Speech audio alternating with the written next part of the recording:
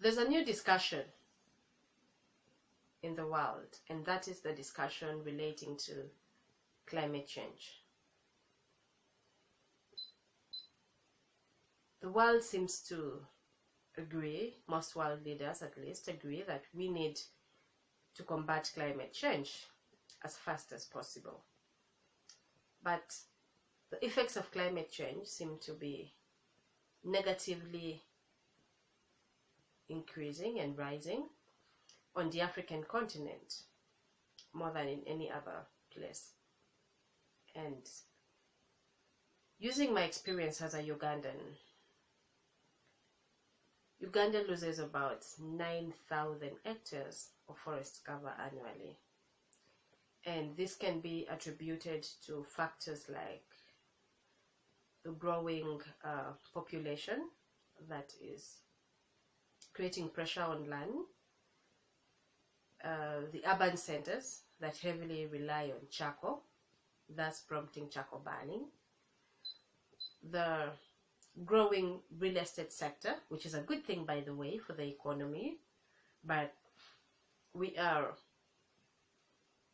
destroying forests to get poles and timbers to establish beautiful houses.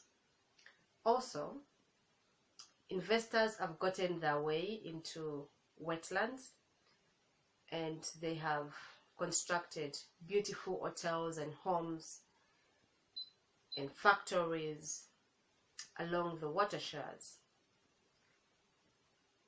So what does that mean for an ordinary African? An ordinary African, a rural Ugandan, sells a tree, a well-grown up tree that has spent more than 10 years, probably, or 8 years growing, at only 25,000 shillings, which is less than $10.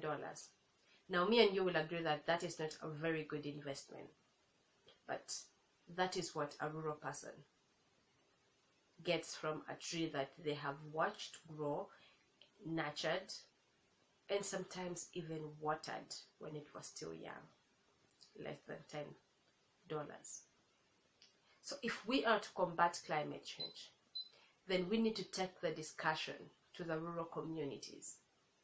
We need to have the local communities on the discussion. We need to let them understand the need to protect our forest cover, the need to protect our wetlands, the need not to give it away. And these discussions can only be done in the rural settings.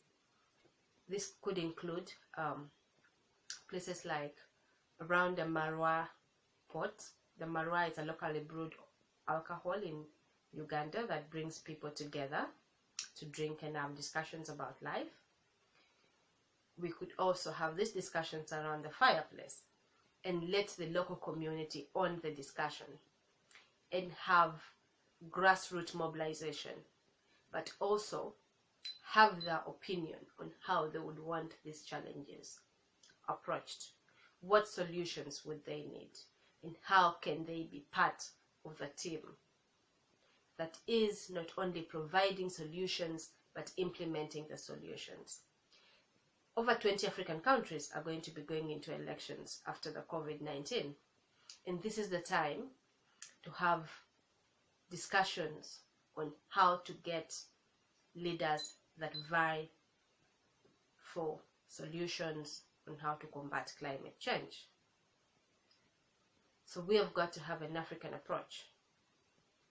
And I think that there is no African approach without the African people. And then when I mean the African people, I don't mean the elites. I mean the people in the villages, the people that heavily rely on subsistence farming for survival. Those who need to understand that if they destroy the ecosystem, then the ecosystem will not be able to support their way of life, which in turn will affect the way they live. So my call to every African is that The climate change threat is real, and we need an African approach to combating climate change.